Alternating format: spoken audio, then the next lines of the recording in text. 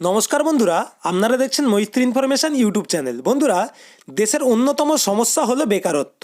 শিক্ষিত বেকারদের সংখ্যা দেশে ক্রমশই বেড়েই উঠেছে।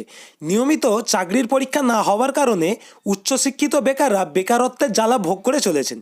তবে ভারতবর্ষ এই ক্রমবর্ধমান বেকারত্বের সমস্যা কথার মাথায় রেখেই কেন্দ্রীয় সরকার এবং রাজ্য সরকার মিলিতভাবে একটি নতুন প্রকল্প চালু করেছে।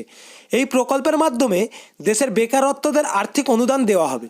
এই প্রকল্পের মাধ্যমে প্রতি মাসে পাওয়া যাবে 2,500 টাকা।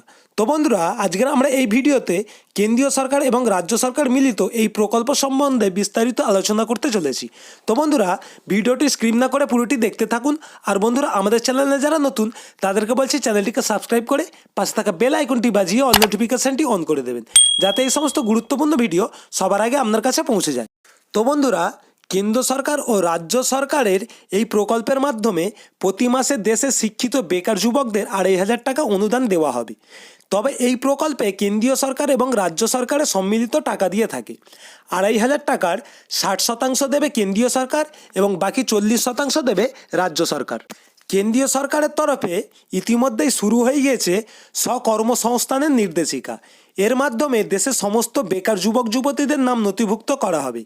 এর সাথে যেসব যুবক যুবতী এমপ্লয়মেন্ট এক্সচেঞ্জ কর্মসংস্থানমুখী ট্রেনিং প্রোগ্রামে বিভিন্ন প্রশিক্ষণ নিয়েছেন, কেবলমাত্র তারাই এই আর্থিক অনুদান পাওয়ার যোগ্য। এখানে আবেদন করার জন্য প্রার্থীদের ন্যূনতম উচ্চ মাধ্যমিক পাস করতে হবে। পাশাপাশি সরকারি স্বকর্মসংস্থান নির্দেশিকা কেন্দ্রে বেকার হিসাবে নাম নথিভুক্ত করাতে হবে। আবেদনকারী পরিবারের বার্ষিক আয় অবশ্যই 2.5 লক্ষ টাকার তার কম হতে হবে এবং আবেদনকারীর বয়স 18 থেকে 35 বছরের মধ্যে থাকতে হবে।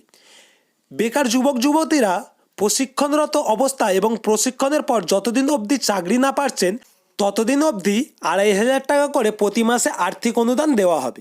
ইতিমধ্যেই ঝাড়খণ্ড, উত্তরাখণ্ড, আসাম, উড়িষ্যা এবং ছত্তিশগড়ের রাজ্যের যুবক যুবতীরা এই প্রকল্পের নিজেদের নাম নথিভুক্ত করে আর্থিক সুবিধা নিতে পারবেন এবং বাকি রাজ্যগুলিতে খুব শীঘ্রই এই প্রকল্পের সুবিধা মিলবে বলেই সূত্রের খবর। তো বন্ধুরা, এই সমস্ত বিষয় আরও আপডেট জানতে আমাদের সাথে থাকুন। ভালো লাগলে অবশ্যই লাইক, কমেন্ট এবং শেয়ার করতে ভুলবেন না। আমাদের আশীর্বাদ করবেন যেন আমরা আরও আপডেট ও সঠিক তথ্য আপনাদের জন্য তুলে ধরতে পারি।